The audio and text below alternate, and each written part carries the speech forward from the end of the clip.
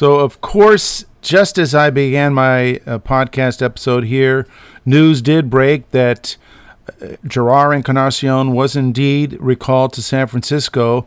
But the actual real news of that, we all knew that was going to happen, was that Luis Matos is the one who was sent back to Sacramento. And there's quite a bit of shock online at this point. A lot of people were hoping and expecting LaMonte Wade Jr. to be DFA'd. I never thought that was a likelihood, or didn't think it should happen.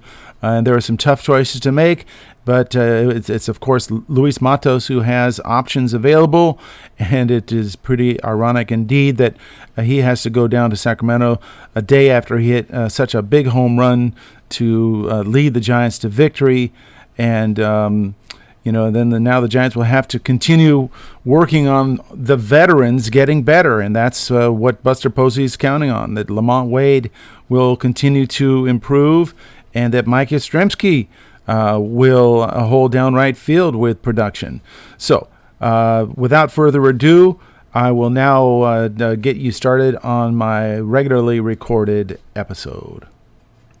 Only one game separates the Giants and San Diego Padres as they kick off an early June series in San Francisco this week. That makes sense. There are eerie resemblances between the two NL West rivals. That's next on Curveballs and Changeups, a baseball podcast straight out of Sacramento. I'm Steve Harmon, and this is a podcast for Giants fans and baseball fans in general. I played the game, once hit a Grand Slam home run in an over 30 baseball league, and I covered the Hum Baby Giants as a sports writer in the 1980s and early 90s. I've been a baseball fan since 1967 when the kid down the block introduced me and my brothers to the Giants. A note, I'm hosting separate episodes on the Giants and A's. You can find both on all the platforms that host podcasts. Also, a little later, a couple of old-school pitchers have had enough with the analytics-driven game that has devalued starting pitchers. As I said, that'll be later on this episode. So the Giants return home tonight to start a 4-game showdown with the San Diego Padres. They're in a 3-team dogfight, one game behind the second-place San Diego Padres with a 33-26 record, and 3 games behind the division-leading Dodgers. Did you know that when the Giants fell 4 games behind the Dodgers on Saturday, that was the furthest they've been from first place all year? Before I get to my report on the upcoming Giants-Padres series, a little review, a little spice. Not much satisfying from that 9-game road trip the Giants just finished. They lost 5 of those 9, even though they won 2 series. Getting swept by the Tigers put the stink on the fishing trip, as Mike Krukow calls it. But even when they won, they did it in spite of an excruciating offense. They scored 18 runs in those 9 games, 2 per game for those who like their easy short division. They barely got out of Miami with a series win, taking the first game 3-2, getting shut out in the second game 1-0, and holding on for a 4-2 win in the finale thanks to an injection of offense from the bench. Luis Matos with his 3-run home run in the 4th inning Sunday was all they needed and was all they were going to get. They were shut down over the final 5 innings, and after starter Hayden Burnsong tired in the 6th inning, Bob Melvin had to patch together a 4-inning effort from a bullpen that is the best in baseball. By the way, Matos has 4 home runs in 72 at-bats. Mike Yastrzemski, the regular right fielder, has 5 in 188 at-bats. And in case you're checking, San Francisco's big offseason signing Willy Adames has 5 home runs in 226 at-bats. And 2 of those came in the same game. If you'll check back to my very first podcast, I criticized the Giants for signing Adames. I said he would just add 175 strikeouts to the lineup that already strikes out way too much. He's on pace for 184 strikeouts right now. And I said there was no way he could replicate that 32 home run season he put up in his walk season in hitter-friendly Milwaukee. Adames has been a disaster at the plate. Yes, he's a fan favorite. He is the heart and soul of the clubhouse, a great, positive, cheery presence, but he's confused at the plate. He has a swing that seems suited for slow-pitch softball. He can't get around on fastballs, and he can't time off-speed stuff. They keep saying patience. He's just adjusting to a new team. He's trying too hard to justify his 7-year, $182 million contract. He keeps persuading Bob Melvin that he's found it at the plate, has the right trigger to unlock his game.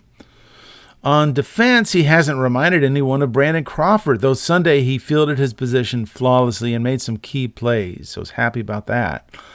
But it might be good for him to take a breather at some point and let Christian Koss spell him for a minute or two. Speaking of an infusion of new blood, today's the day that Jerar Encarnacion is expected to make his long-awaited 2025 debut with the Giants after going down with a stupid hand injury at the end of spring training. Encarnacion had a strong rehab stint in Sacramento, although I'd say it was somewhat limited, only 7 games. He's gone 8 for 23 with 2 homers and 2 doubles. He played Sunday, going 1 for 3 with an RBI. Interestingly, he played right field. All this time he'd been playing first base and DH, but they had him out there in right field, presumably under orders not to dive on 80 fly balls. Remember, he dove on a fly ball in spring training at the end of this meaningless game, and that cost him, 59, 60 games. But his return means that there will be roster flux. Fans have been clamoring for the Giants to DFA LaMonte Wade Jr.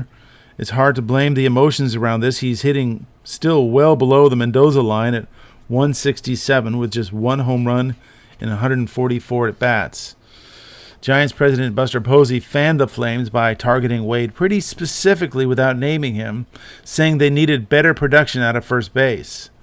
You can't argue that, but you can also say you need better production from shortstop, from right field, from second base, and catcher. Plus, I'm not sure fans are aware how important Wade has been as a defender at first base. He's the best first baseman they have, and I'm not sure I have confidence with someone like Encarnacion, Casey Schmidt, or even Wilmer Flores at first base in a tight spot in a late game.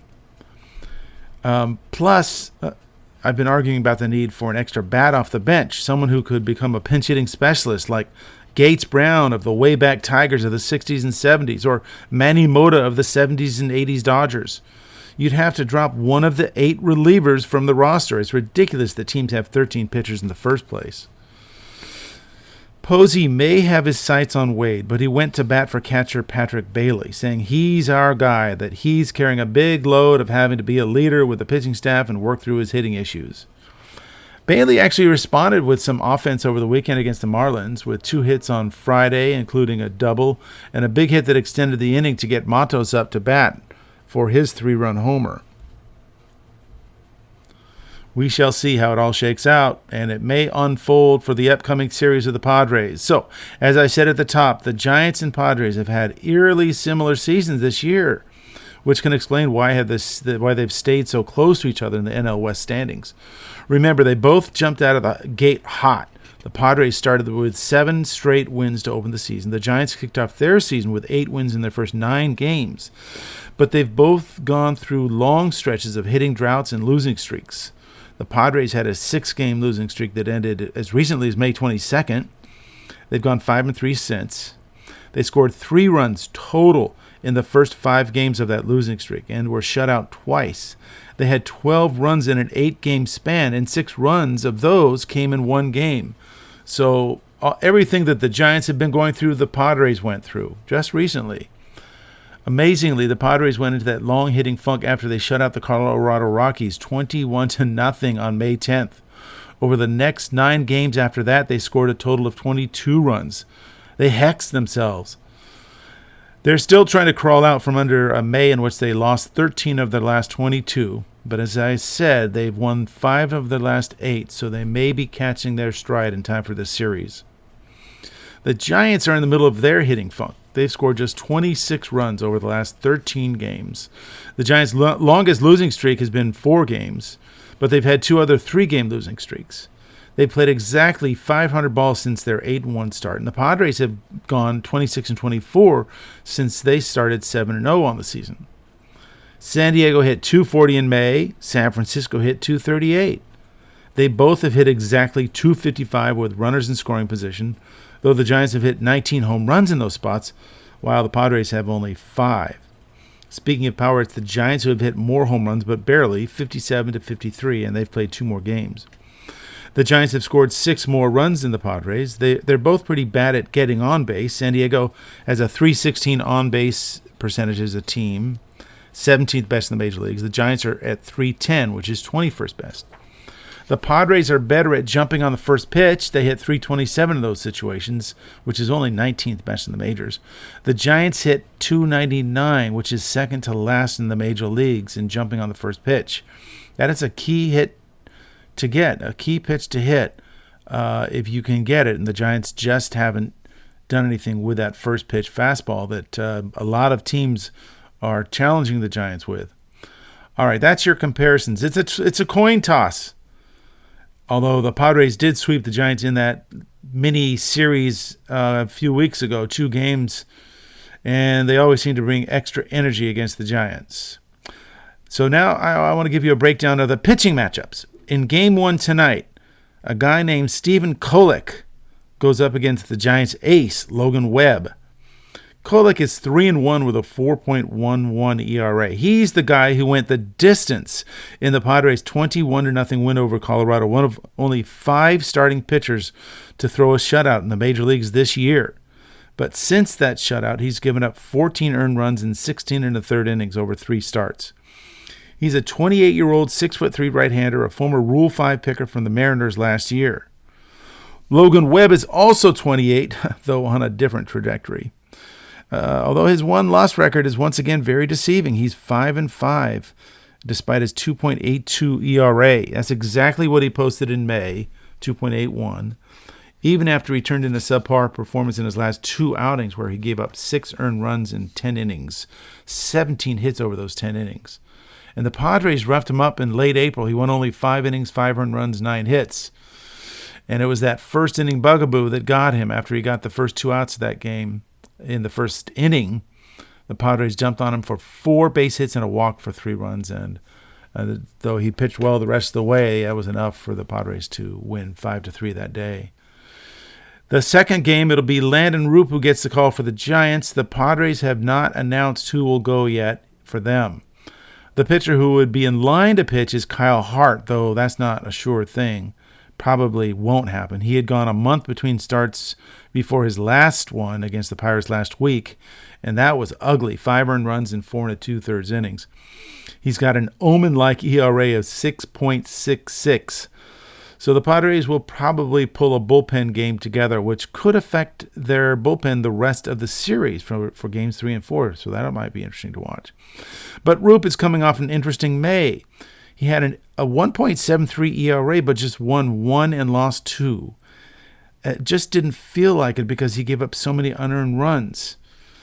Tough luck pitching, but he also failed to pick up his fielders after making errors. And he still needs to go deeper in games. He's averaging just 80 pitches a start and seems to have a mental hurdle in the 5th inning. In his April 30th start against the Padres, he gave up 4 earned runs in 4 1/3 innings, including a home run to catcher Elias Diaz.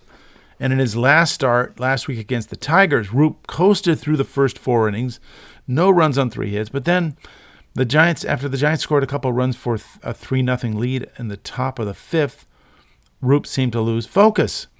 Didn't help that Chapman made an error to start the inning, but Roop just could not recover. After the error, he gave up a single and a walk to load the bases, then a 2-run double, and then he was gone. And then after 2 outs, Randy Rodriguez had 2 strikes, but gave up a 2-run single, and that was the game there. So Landon Roop still trying to find consistency. We'll look for it in Game 2. In Game 3, it'll be an intriguing matchup between a veteran who's finally unlocked potential he's been promising for years against a kid who has had to do his own adjustments early on in his career. It'll be Nick Pivetta against Kyle Harrison. Pivetta is a 32-year-old veteran, a late free agent signing just before spring training, panned by fans and observers of the Padres. But now he's won everyone over there in San Diego. He's gone 6-2 with a 2.74 ERA, a 1.01 whip. That's walks and hits per inning, just 1, which is really among the elite. So he's resurrecting a career that had been stuck in mediocrity for really a long time. Remember, Pivetta flamed out with the Phillies to start his career. He won just 19 of his first 49 decisions, gave up 5.5 runs per 9 innings in those first few years. That was over 396 innings in 3 years. So they gave him a long look, but then they got rid of him and sent him to Boston. And then 4 years there, Pivetta lost 41 of 78 decisions and had a very mediocre 4.29 ERA. So the Padre fans were scratching their heads when the Padres signed him to a 4-year, $55 million contract late this spring, but he's basically been their ace. Sports Illustrated writer Tom Verducci, he's a self-styled expert on pitching, said Pivetta made a single change that altered his career arc. He moved over to the first base side of the pitching rubber. That's all it took for his over-the-top delivery to become more effective. Ironically, because their offense is so bad, the Giants actually had him solved when they faced him in late April. They nicked him for 3 earned runs in 5 1/3 innings. Willie Adames even got him for a home run. But he did strike out 9, and he won 7-4 in that game. Kyle Harrison may be heading back to the bullpen after this start, with Justin Verlander due to return to the starting rotation. I would prefer that Harrison go back to Sacramento so he can keep building his endurance as a starting pitcher. We'll see how Giants management plays that one. Harrison has had a couple starts, but is still working on his durability. In his most recent outing, he was great against the Marlins. No runs on just 1 hit in 5 1/3 innings. For his first win of the year, he'd gone 4 innings in a 3-0 loss to the Nationals earlier on the road trip, giving up 2 earned runs on 5 hits. And the Padres have some history on Harrison from last year. Manny Machado, Fernando Tatis, and Alexander Bogaerts all homered off him. So Harrison is hoping swirling winds from the Bay can knock down fly balls to left field in Game 3. Game 4, it'll be a battle of veterans, a Cy Young winner against a Cy Young runner-up, Robbie Ray against Dylan Cease.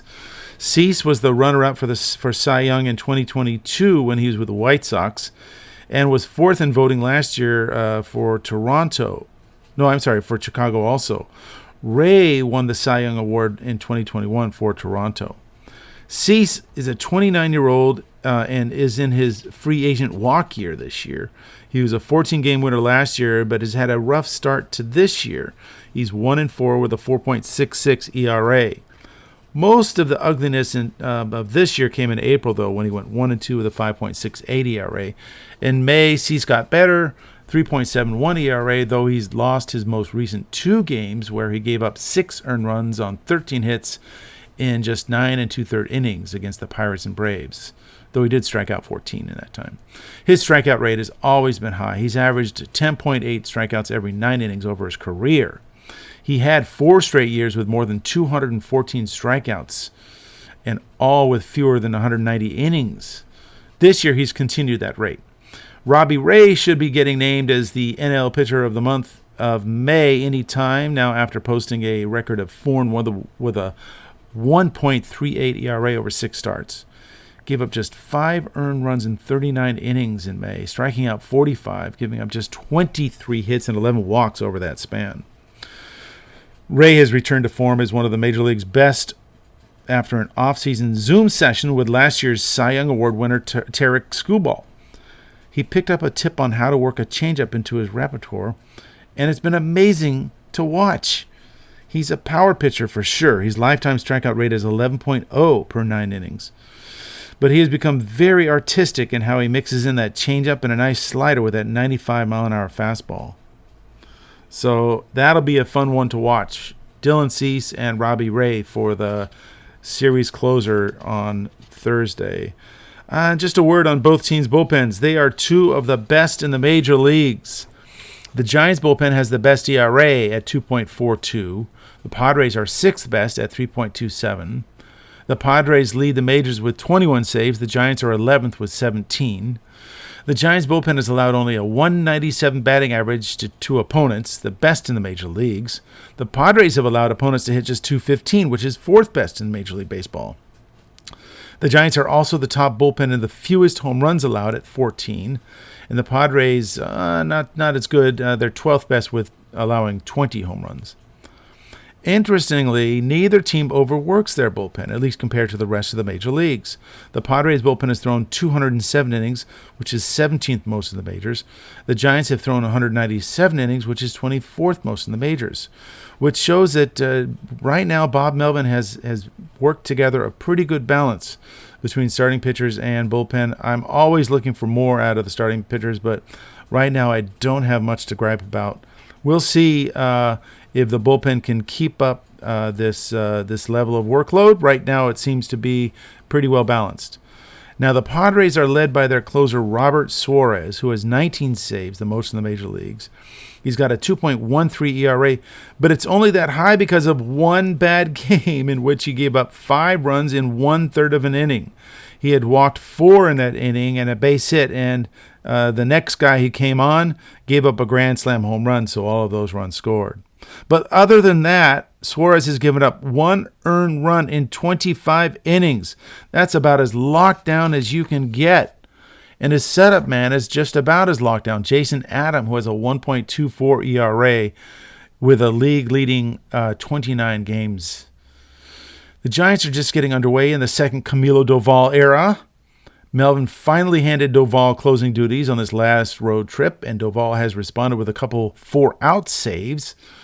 Though his controls seem to revert to the scary old days in those 2 games. He walked 3 in 2 2/3 innings. But he's been so good all year, even better than when he had 39 saves with a 2.93 ERA in his All-Star year in 2023. He's got a 1.04 minuscule ERA in 26 innings, only 10 hits and 11 walks, which is a 0.81 whip. And it was great to see Ryan Walker, the former closer, worked nicely out of a 6th inning, first and second 1-out jam he inherited from Birdsong in that 3rd game in Miami. Melvin has so many weapons in that bullpen to lead up to Doval now. Randy Rodriguez, he's got a 0.70 ERA. Tyler Rogers, a 1.71 ERA. And even lefty Eric Miller, 1.40. All have been so good. The one mark on the bullpen at this point is a recent entry into the bullpen, the former starter Jordan Hicks. And boy, oh boy, his last outing, he walked the bases loaded in the 7th inning. So it's going to be a while before he gets any more work in any kind of meaningful game. All right, a quick word on the Padres hitting. We all know about the Giants' struggles at the plate, right? No need to go over it. It's too much anguish to go over. We know Willy Adames needs to start making contact, right? Everybody else needs to start getting base hits. That .233 batting average for the Giants just isn't making it. But the Padres have their own struggles. Their marquee player, Fernando Tatis, is in a month-long funk. He does lead the Padres with 13 home runs, but that was on the basis of a lot of work in the first month.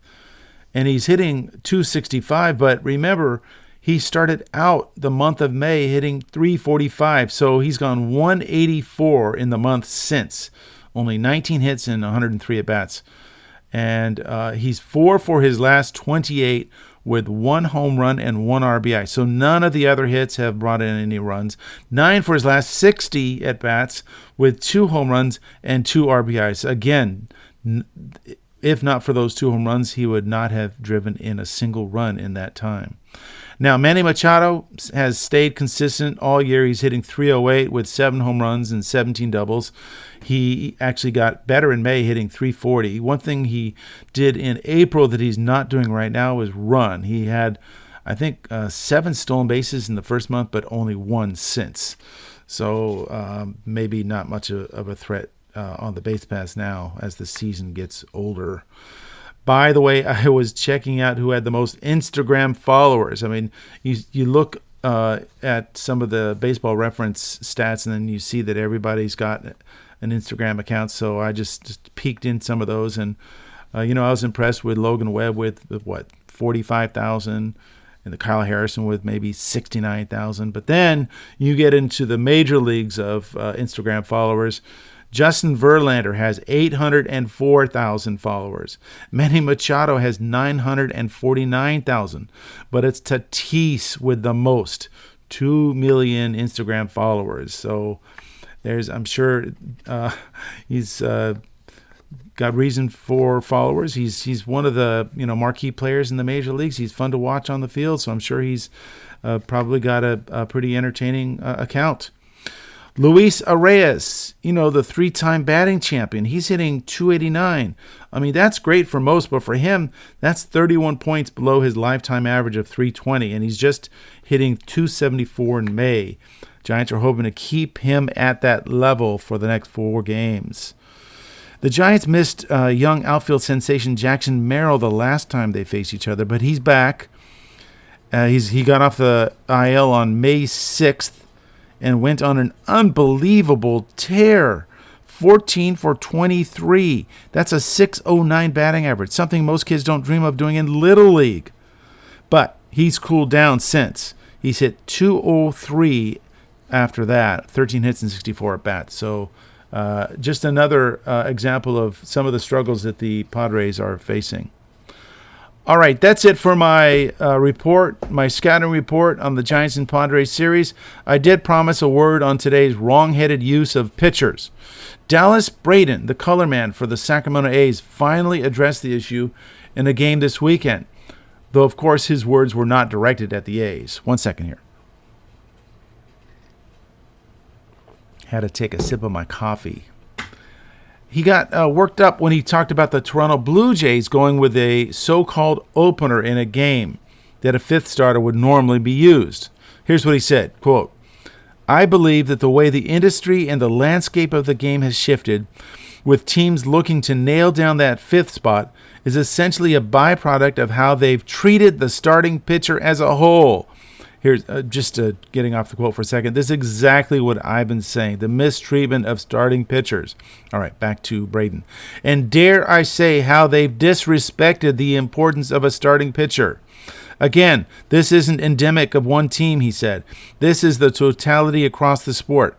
In general, the devaluing of the starting pitcher has led to teams plugging in back-end guys into the rotation. These bullpen games are a real strategic development these days, and it is bothersome." Good for Braden. This is the drum I've been beating for so long, and it is great to hear these voices inside the game starting to comment about the detrimental effects of how these teams are treating starting pitchers.